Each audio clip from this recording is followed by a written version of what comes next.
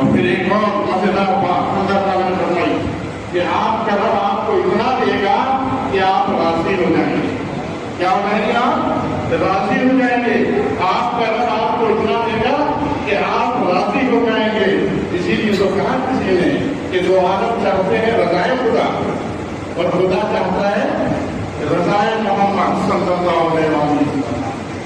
تو اللہ تعالیٰ محمد صلی اللہ علیہ وسلم کی رضا چاہتا ہے. یہ جو آج کی شب قدر کی رات ہے نا یہ بھی انہیں کی عنایت ہے.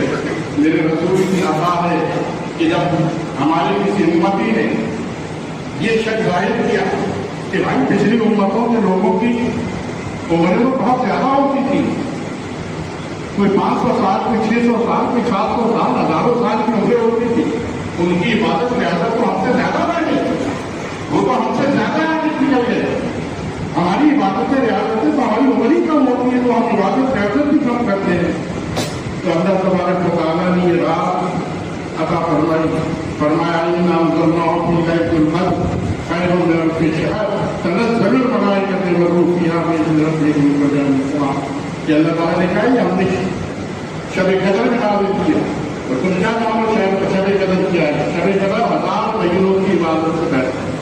یعنی جو تم 1000 مہینے عبادت کرو کچھ اگر اس بات میں عبادت کرو گے تو 1000 مہینوں کی عبادت سے بہتر ہے.